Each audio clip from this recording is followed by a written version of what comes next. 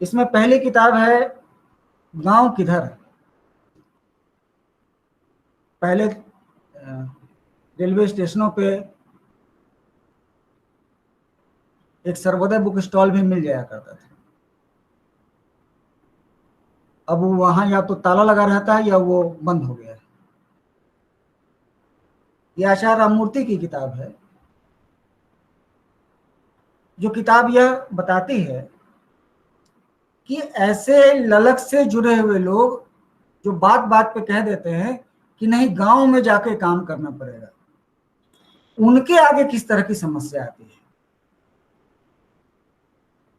अब बड़े विमर्श और जारगन्स के बीच जो लोग खेलते हैं, उनके लिए भी ये चुनौती है कि आप ठीक है, आप गांव के बीच पहुंच गए, आप करेंगे क्या वहां पे। पहला सवाल है कि आप लोगों को जागरूक करेंगे। उधर से दूसरा प्रश्न आ जाएगा कि जागरूक तो तब करेंगे ना, पहले आप संगठित करें आप।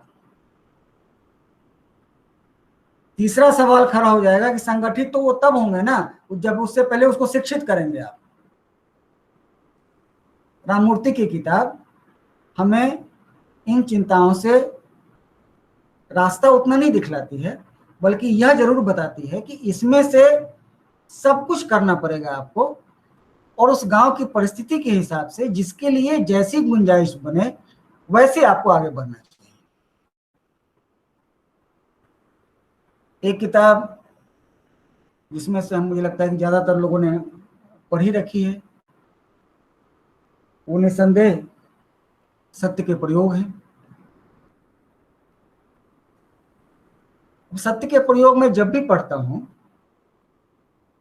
तो गांधी की आत्मकथा मुझे रोशनी बाद में दिखलाती है, मुझे अपनी बेईमानियों से मुलाकात पहले कराती है। अभिव्यक्ति का जो मौजूदा लड़ाई है, वो बहुत आसानी से कहता है कि आप किसी के निजी क्षेत्र में कैसे कैसे प्रवेश कर सकते हैं, वो उसका प्राइवेट स्पेस है। इस आत्मकथा को पढ़ें आप। गांधी इस निजता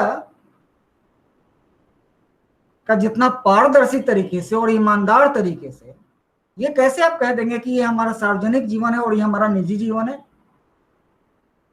फिर आप एग्जामिन कहां होंगे, फिर आपके चरित्र को पढ़ा कहां जाएगा।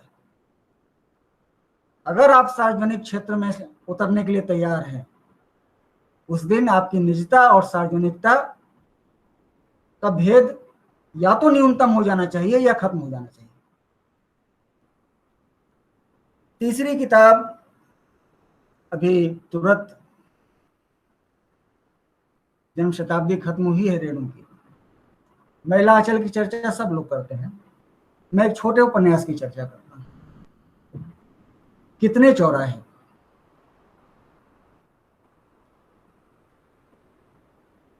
आप जब पढ़ रहे होते हैं तो आप सिर्फ कहानी या विचार नहीं पढ़ रहे होते, आप लिखावट की दुनिया से भी अवगत हो रहे होते हैं। एक अत्यंत साधारण शिल्प में असाधारण सम्मोहन कैसे पैदा कर दिया जाए,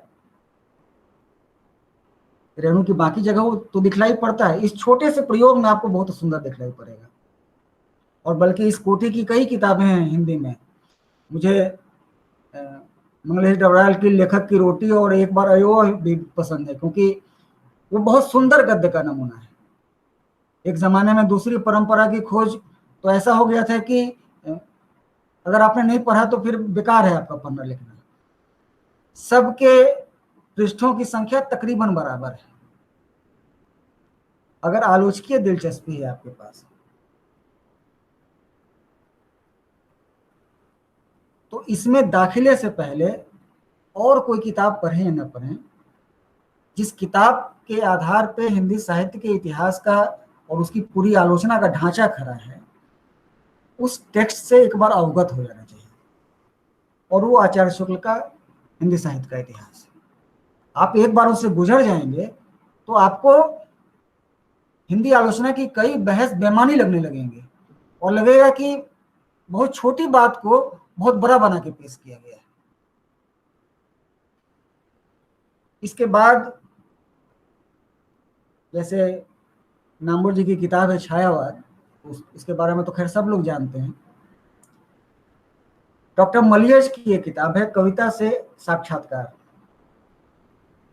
बहुत पतली किताब है।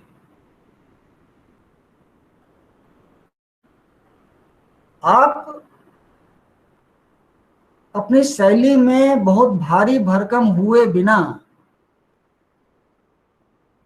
एक पूरे प्रवाह के साथ, और न सिर्फ प्रवाह के साथ बल्कि प्रभावशाली प्रवाह के साथ कैसे अपनी बात कह सकते हैं, मलेश की उस किताब में मुझे दिखलाई पड़ती है। एक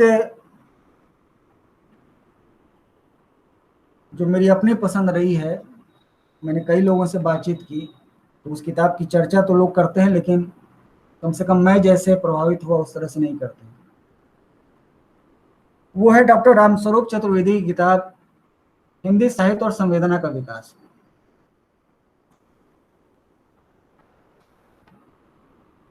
जिस दृष्टि से ये किताब लिखी गई उस पर अभी और आगे काम करने की संभावना बचती है, लेकिन दुर्भाग्य यह है कि जहां तक चतुर्वेदी हमको ले गए वहां तक भी कोई बाद में नहीं गया। वो ये कहते हैं कि जिस दौर में हमारे देश में खुसरो थे, जिस दौर में गालिब थे, और जब इनका दौर नहीं था, तो प्रेम तो उस दौर में भी रहा होगा। तो तब के प्रेम की अभिव्यक्ति और इनके इसकी अभिव्यक्ति में क्या बड़ा फर्क आ गया है, या मूल संवेदनाओं के स्तर पे एक ही है दोनों। वो इस तरह से यात्रा कराते हैं।